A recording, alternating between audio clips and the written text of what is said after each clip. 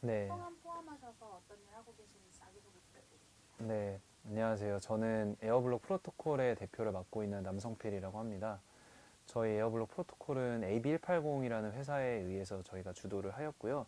그 AB180은 국내에서 이제 디지털 광고업을 약 2년 반 동안 해오던 회사고, 특히 그 중에서도 저희는 빅데이터 분석을 통해서 그 회사들의 마케팅 ROI를 극대화해주는 그런 일을 해왔습니다. 그래서 뭐 국내에서 약 150여 개 회사의 제품을 공급을 하면서 여태까지 누적으로는 약 6천만 대의 모바일 디바이스를 저희가 수집을 하였고, 실시간으로 지금 6개월 기준 약 4천만 대의 모바일 디바이스를 실시간 분석을 하고 있는 이제 그런 기술을 가진 회사입니다. 그러면은 지금 에어블락과 AB180과의 차이가 따로 있는 건지 다른 프로젝트인 것 같은데요. 아, 설명 한번 아, 네네네. 그래서 AB180은 사실 에어브릿지라고 광고 성과 분석을 해주는 애널리틱스를 만들고 있고, 또 그 외에도 다양한 세스 툴들을 국내에 이제 가져와서 공급을 하는 이제 그런 역할을 하고 있고요. 반면에 에어블록 프로토콜은 저희가 이제 다 알다시피 이제 블록체인 기반의 그 탈중앙화된 데이터 거래 프로토콜입니다. 그래서 기본적으로 에어블록 프로토콜은 저희가 ICO를 하였고요. 또 그 탈중앙화 프로젝트이기 때문에 저희가 기존에 AB180에서 하던 그 중앙화된 또 애널리틱스와는 또 다른 이제 그 제품이라고 말씀드릴 수 있습니다. 에어블락 같은 경우에는 광고하고 개인정보가 조금 접목되어 있는 프로젝트로 알고 있어요. 네네. 그거에 대해서 일반 사용자들이 조금 더 이해하기 쉽게 설명해 주신다면. 네네. 그래서 이제 에어블록 프로토콜에 대해서 제가 설명을 드리면, 기본적으로 이제 오늘날의 그 개인 데이터의 위기에 대해서 이제 말씀을 드려야 될 것 같은데, 기본적으로 저희가 모바일 그 폰을 사용하면서 상당히 많은 데이터가 저희도 모르게 수집이 되고 있어요. 예를 들어서 그 설치된 모바일 앱 리스트라든지 내가 검색한 키워드, 어떤 앱을 몇 분 사용했는지까지도 어떻게 보면 그 사용자들에게 충분한 고지 없이 무단으로 수집이 돼가지고 판매가 되고 있는 게 이제 오늘날의 현실인데요.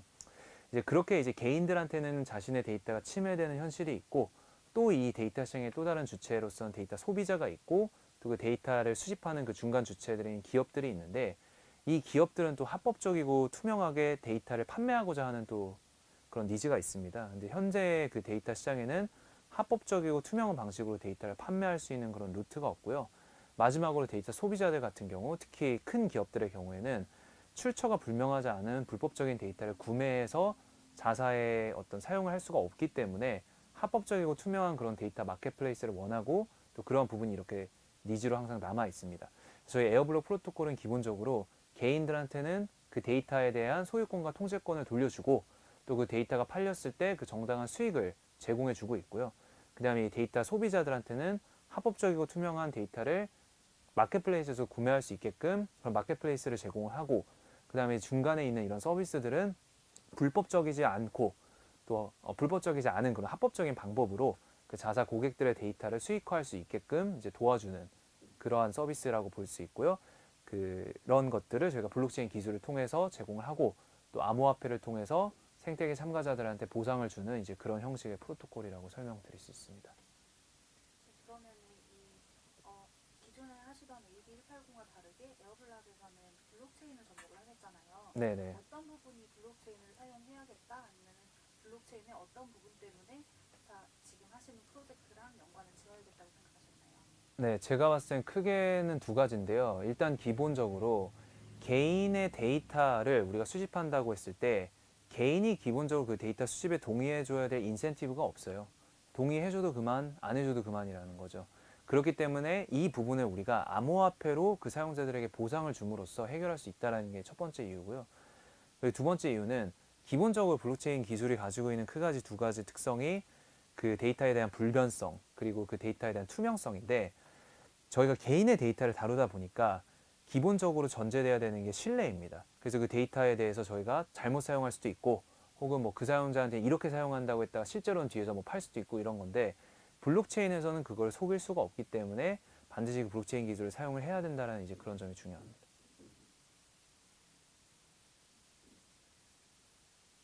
그러면 블록체인에서는 속일 수가 없다고 하셨고 다 공개가 되어 있다고 하셨는데 본인이 생각하시는 블록체인 기술에서 가장 중요한 의미는 어느 부분이라고 생각하세요? 그 사실 뭐 블록체인 기술이 기존에 정말 그 블록체인 기술을 우리가 데이터베이스와 동치로만 생각을 하면 사실은 이제 더 안 좋죠. 오히려 데이터베이스는 훨씬 빠른데 블록체인은 훨씬 느리고 또 여러 가지 뭐 그런 기술적인 제약 사항이 있지만 그럼에도 불구하고 이제 블록체인을 써야 되는 가장 중요한 이유는 뭐 제가 아까 말씀드린 크게 두 가지라고 보고요. 그래서 블록체인 기술 자체가 가진 불변성과 투명성의 속성이 일단 가장 중요하고 그 다음으로는 암호 경제학적인 방법을 통해서 저희가 그 사람에게 리워드를 지급을 해줄 수 있다는 점이 중요한데 사실 이 리워드 지급에 있어서도 내가 500원을 주겠다고 약속하는 거랑 500원을 줄 수밖에 없게끔 그렇게 스마트 컨트랙트 상에 올라가 있는 거는 또 그 신뢰 정도가 다릅니다. 그래서 기본적으로 블록체인 기술은 투명성과 불변성 그리고 암호 경제학적인 보상인데 이 암호 경제학적인 보상조차도 불변하는 스마트 컨트랙트 위에 올라가 있기 때문에 그 어떤 생태계에 참가하는 그 참가자들 사이에서 신뢰가 이걸로 인해서 생성될 수 있다는 점이 블록체인의 중요한 점인 것 같습니다.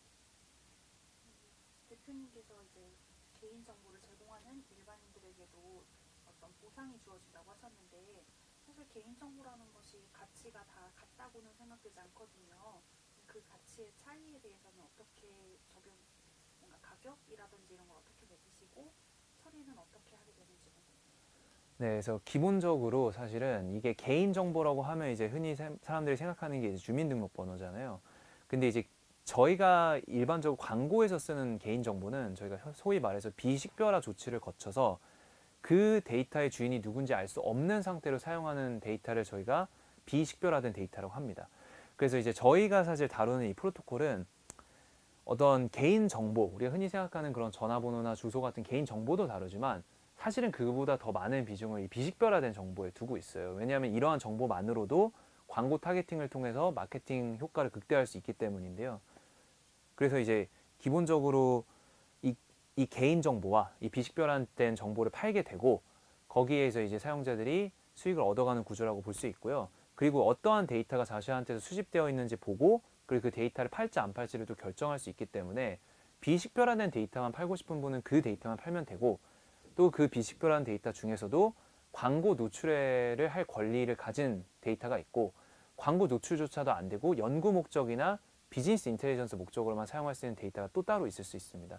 그래서 기본적으로 어떠한 데이터를 파는지에 따라 통제권이 개인한테 있기 때문에 그 개인이 그런 것들을 스스로 결정할 수 있는 자기 결정권을 갖는다는 점이 중요합니다. 그러면 이제 일반 대중이 아닌 지금 에어블락과 파트너를 맺거나 아니면 함께 작업하고 있는 에어블락에서 어떻게 보면 개인 정보를 구매를 하시는 그 시장이나 타겟 쪽은 특정 분야 쪽이 많은 건지 아니면 그쪽에 대해서 한번 말씀해 주세요. 네, 그래서 사실은 그 부분이 나라마다 다른데 우리나라 그래서 미국 같은 경우는 그 사용 사례가 훨씬 더 많다고 할 수 있어요. 근데 우리나라를 예시로 들어보면 사실은 이런 데이터를 손해보험사나 카드사가 제일 많이 사갑니다. 그래서 뭐 대표적인 예시로 뭐 최근에 뉴스 기사 같은데 보면 뭐 티맵에 있는 데이터를 가지고 보험료 인하를 해줬다라든지 뭐 이런 이제 다양한 사례가 있는데 우리나라 같은 경우는 이제 그 개인 정보에 대한 사용 권한이 개인정보 취급 방침을 통해서 이렇게 나와 있고요. 그런 취급 방침 사례를 다 살펴봤을 때 크게는 손해보험사와 카드사가 많이 이런 데이터를 구매한다. 이렇게 말씀드릴 수 있고 그래서 저희도 우리나라에 대한 사용 사례를 창출해 낼 때는 주로 손해보험사와 카드사와 일하기를 희망을 하고 있고요. 그러면 이제 그러한 데이터들을 통해서 손해보험사들과 카드사들이 보험료를 인하해 준다든지 아니면 맞춤형 금융상품을 준다든지 아니면 텔레마케팅을 하거나 이메일 마케팅을 할 때 그런 정보를 조금 더 사용해서 개인화된 메시지를 전달해 주던지 뭐 이런 부분이 가능하고요. 그리고 이제 사실 그 다음으로는 뭐 흔히 저희가 돈 많이 쓴다고 하는 분야인 이커머스, 게임, 뭐 이런 분야들이 따라옵니다. 그러면 이제 해외와 우리가 어떻게 보면은 개인 정보를 소비하고 구매하는 방식이 조금 다를 수도 있을 것 같은데 네, 에어블락을 이제 한국에서 시작을 하시는 거잖아요. 네네. 그러면 한국 시장이 가지는 의미에 대해서 한번 얘기해 주시죠. 네, 일단 저희가 사실 저희는 저희의 타겟을 굳이 말하자면 저희는 한국이 주요 타겟이라기보다는 전 세계를 대상으로 하고 그 중에서도 저희가 집중하는 지역은 이제 동남아시아에 좀 더 많이 집중을 하고요. 또 이제 저희가 당연히 한국에서 시작했기 때문에 한국도 많이 집중을 한다고 볼 수 있는데 기본적으로 한국 시장이 가진 특징은 한국 사람들 온라인 소비를 되게 많이 합니다. 그리고 그 온라인에서 소비를 많이 하는 것들이 사실 데이터를 통해서 그 마케팅 효과가 개선될 수 있다라는 이제 그런 특징을 가지고 있는데요. 뭐 제가 어떻게 보면 이제 그건 그 나라의 소비력이랑도 상관이 있는데, 동남아에 있는 나라의 소비력이 한국에 있는 소비력보다 훨씬 작기 때문에 1인당 한국 시장은 되게 좋은 시장이죠. 왜냐하면 데이터도 많고 온라인 소비도 많이 하고, 그리고 그 1인당 소비력이 되게 높은 나라기 때문에 우리나라 소비자들의 데이터를 우리가 그 사람들에게 정당한 보상을 제공받고 팔 수 있다면 실제로도 마케팅 효과가 높아질 때 상당한 그 이익을 거둘 수 있습니다. 회사들이. 대표님께서는 그러면 지금과 같은 전략으로 계속 작업을 해나가신다고 하셨을 때 3년 후 혹은 5년 후 정도에 어떤 미래를 그리고 계십니까? 네, 기본적으로 그게 참 어려운 질문인데, 일단 크게 봐서는 두 가지인데, 그 데이터에 대한 자기 결정권이 개인에게 돌아갈 수 있게끔 적어도 그러한 시장의 디스럽트를 만들어내자라는 게 첫 번째이고요. 그리고 두 번째는 개인이 보상을 받는다고 했을 때 그 보상이 저희가 소위 말해서 작은 보상이어서는 의미가 없고, 정말 그 자기가 중요한 데이터를 줬을 때 그거에 상응하는 그 값어치를 보상을 받을 수 있어야 됩니다. 그래서 3년 뒤에는 적어도 개인이 자신의 중요한 데이터를 제공했을 때 그 데이터에 상응하는 상당한 수준의 보상을 받을 수 있는 그러한 시장 수요를 만들어내는 게 일단 저희가 해야 될 미션인 것 같습니다. 사실 우리나라 같은 경우는 지금 블록체인에 대한 이미지, 인식이 좋은 편은 아닌 것 같아요. 이런 상황에서 블록체인을 가지고 사업을 하시는데 그에 있어서 좀 어려우신 점이 따로 있었는지 궁금합니다. 일단 우리나라의 블록체인만의 문제는 아닌 것 같아요. 그래서 기본적으로 저희가 4차 산업혁명 시대가 왔다고 하는데 거기에 상응하는 그 규제가 제대로 갖춰져 있지 않은 게 문제인 것 같아요. 그래서 저는 사실 더블 규제를 받고 있는 게 블록체인 쪽에서도 규제를 받고 데이터 쪽에서도 규제를 받고 있는 상황이라고 볼 수 있습니다. 그래서 제일 시급한 거는 이제 규제가 하루빨리 그 기업들의 일탈 행위를 막으면서도 그 기업들이 정확하게 신고 혹은 허가를 받아서 사업을 할 수 있게끔 정비가 돼야 된다고 생각을 하고요. 그런 점이 이제 미비가 돼 있었다는 게 제일 힘들었죠. 그래서 뭐 블록체인은 뭐 두말할 것도 없고 개인 데이터 활용에 있어서도 우리나라가 인공지능이나 다양한 데이터 산업에 있어서 규제가 타 여러 나라에 비해서는 아직까지 부족한 점이 많습니다. 대표님이 하시는 에어블락 말고도 많은 덱들이나 뭐 블록체인을 활용한 기업들이 나오고 있는 것 같아요.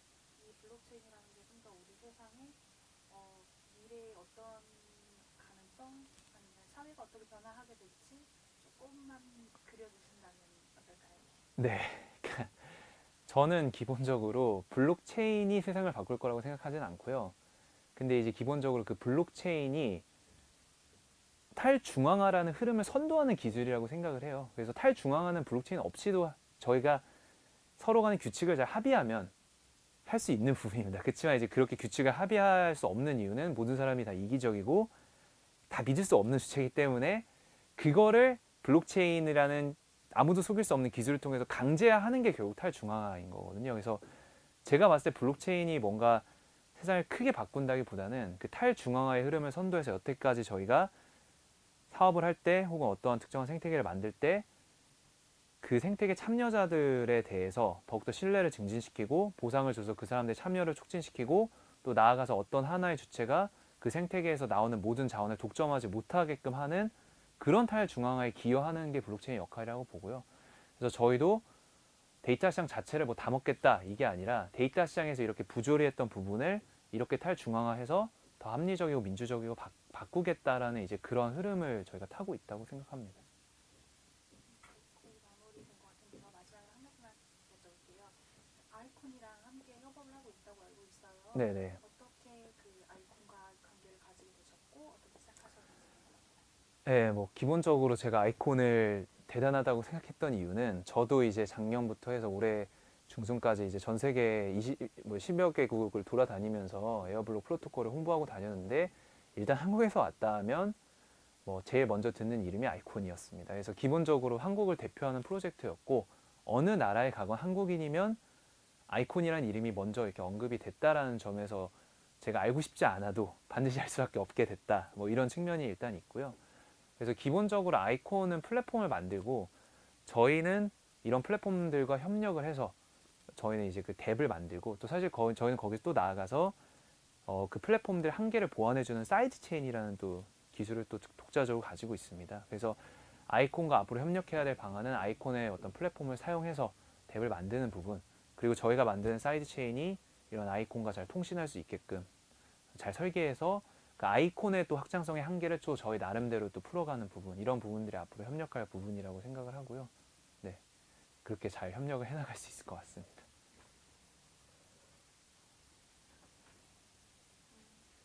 살짝 말씀해 주신 것 같긴 한데 이거를 보는 일반 대중들은 궁금할 것 같아서 한번 더 질문을 드릴게요.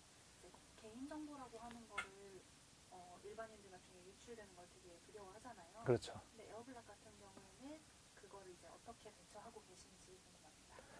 네, 그래서 사실 개인 정보를 저희가 물론 여러 가지 방법이 있는데 우선은 가장 중요한 건 익명화를 하는 게 제일 중요하죠. 그래서 그 개인 정보에서 그 개인 정보의 주인이 누군지 그 사람에 대한 신상 정보를 익명화하는 기술이 제일 중요하고요. 저희는 총 5가지 기술을 통해서 그 개인 정보를 익명화하거나 혹은 그 개인 정보가 누출되지 않게끔 저희가 방지하는 그런 기술들을 가지고 있고, 또 한편으로는 다르게 생각해서 아무리 개인 정보라고 할지라도 그 사람이 누가 그 정보를 사갖고 얼마 정당한 보상을 지불했다는 사실만 알면 그 개인 정보도 얼마든지 합법적으로 거래될 수 있는 거거든요. 그래서 크게 보면 저희가 개인 정보 자체를 익명화하는 기술, 그리고 그걸 필요하다면 충분히 익명화해서 시장에 공급하는 기술도 저희가 제공을 하고 있고, 또 다른 한편으로는 민감한 개인정보조차도 개인의 통제권과 소유권 안에 놓여 있다면 얼마든지 투명하게 거래될 수 있는 시장을 만드는 것도 저희가 하는 일이라고 설명드릴 수 있습니다. 블록체인 시스템 상에 어떤 정보가 올라가게 되면 네. 그게 이제 삭제가 되거나 이런 게 안 된다고 알고 있어요. 혹시 개인 네. 정보가 블록체인 상에 떠돌아다니는 게 아닐까라고 네. 걱정을 할 수도 있을 것 같은데. 네네네. 그럼요. 그거는 정확하게 말씀드리면 원 데이터는 블록체인에 저장되지 않습니다. 소유권과 통제권, 거래 기록이 블록체인에 남는 거고요. 그리고 그렇다게 하면 그 데이터 위변조 여부를 저희가 감식을 할 수 없기 때문에 그 원 데이터의 위변조 여부를 감식할 수 있는 해시 데이터가 또 블록체인에 올라갑니다. 그래서 블록체인 프로토콜로서 저희는 데이터를 저장하지 않고 그 데이터의 위변조를 감시하거나 통제권, 소유권, 거래 기록을 저장한다라고 이렇게 말씀드릴 수 있고요. 또 실제 데이터는 암호화된 상태로 그 제3의 오프체인 데이터베이스에 저장되게 됩니다. 네, 잘 들어봤습니다. 네, 고생하셨습니다. 감사합니다. 네, 감사합니다. 네. 아이고.